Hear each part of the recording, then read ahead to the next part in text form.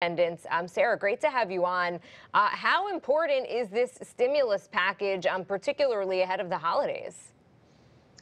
Well, I think that we have to be really clear that we are not in a period of stimulus. We're in a period of relief. We are right in the middle of the crisis. And everyone had hoped that we would be in a place of recovery by this fall, but things are much worse than they were even in March, because this is a sustained crisis. The airline industry, for example, has just now climbed back to about 40% of the demand from a year ago, but the revenue is only 20% of that demand. We do not have any business travelers. We don't have the same kind of revenue that we had before. In March, what we put in place was a jobs and infrastructure plan. There were two different components of the airline relief. One was loans to help the airlines with their operation costs, low-cost direct loans from the government, and the other was a payroll support program. So what it did was it covered 70% of the payroll, and there were requirements on the airlines for that money that was passed through to the workers. They could not involuntarily furlough any worker, and they had to continue service to all of the communities. It also capped executive compensation and banned stock buybacks and dividends.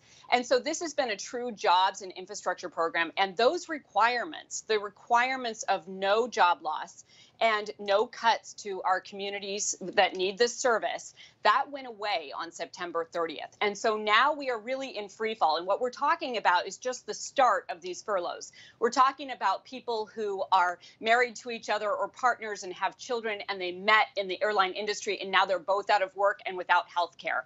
Every single airline job supports another 3.5 jobs in the economy. We're talking about people cutting off their leases and moving out, moving into their cars, cutting off their cable bills. This has a ripple effect through the community. And if we don't get relief in place right away, we're also not going to be able to charge the airline industry back up to the demand that's necessary on the other side of getting this virus contained, which will elongate the recession or depression wherever we are on the other side of this. What is your argument to regular Americans who feel like, why are the airlines getting bailed out when it was just years of stock buybacks, when there was no saving for a rainy day? Quite frankly, when traveling has been pre-pandemic, there were fees of hundreds of dollars to change a flight, and traveling was became a little bit miserable. You know, when regular Americans also suffering, what is your argument to save this industry when so many other Americans are hurting and also want a piece of that money? Well, thank you for that question, because my argument is that we are 80% organized. And so this was not a bailout. This was a relief plan that was designed by the unions. We have real power in the airline industry, so they didn't get to decide how this was going to happen. We told them exactly how they had to spend the money. This money is a jobs and infrastructure program. It could only be passed through to the workers so that we are not making the unemployment lines longer that are now turning into bread lines. We are not making the economy worse. We're continuing to stay strong and do our part, pay into the economy. And for that return, we have seen that it has been the best use of the taxpayers' money. So we want to make sure that we're using good sense right now in how we're helping the economy recover. And we don't want to do things that make it worse. This is also a plan that was supposed to be used for every other industry. It's the highest standard. It's a workers' first plan. It's not a bailout.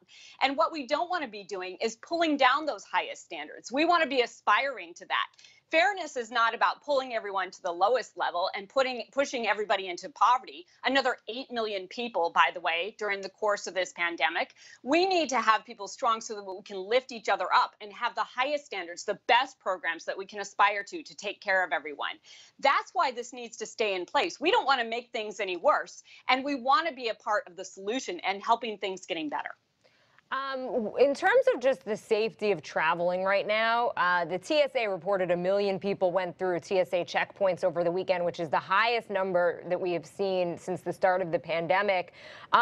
In terms of what airlines are doing, is enough being done? Do you think it's safe right now to travel?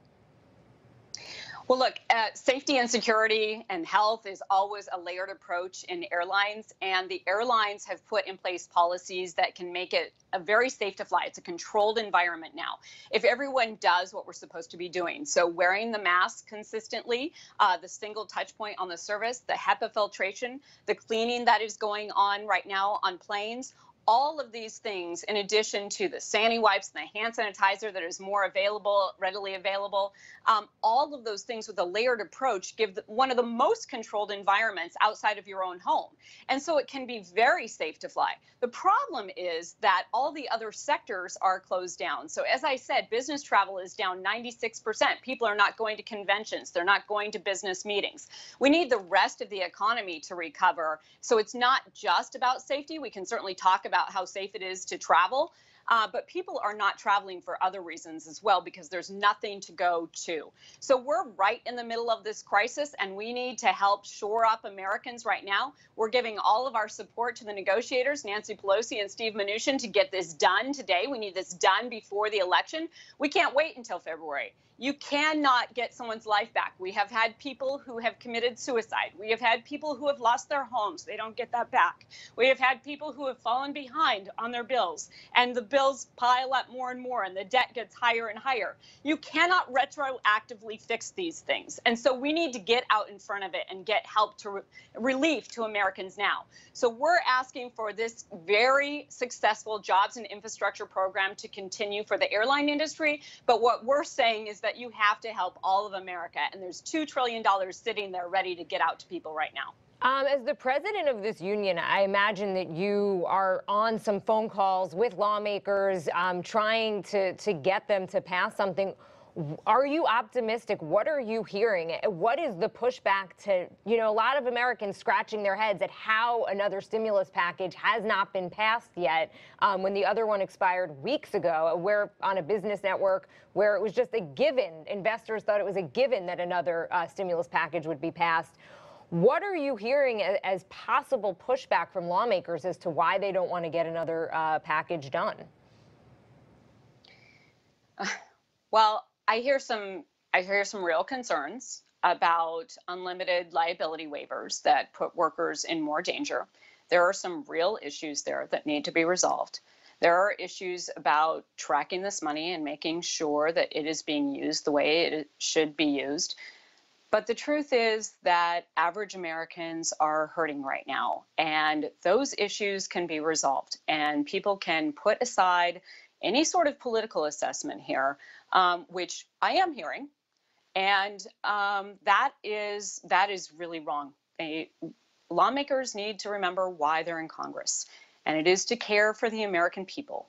We are in crisis right now, and they came together in March and got relief to people very quickly.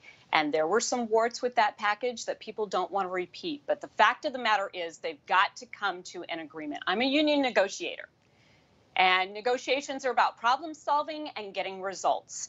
And today they can get results, and they can come to a compromise that gets relief to people and doesn't make this crisis worse. And we're begging them to do that. Such an important message. Sarah Nelson, president of the Association of Flight Attendants, really great to have you on this morning. Appreciate it. Coming up, a second wave of coronavirus sending some European countries into lockdown once again. We'll have more on how this resurgence overseas can impact the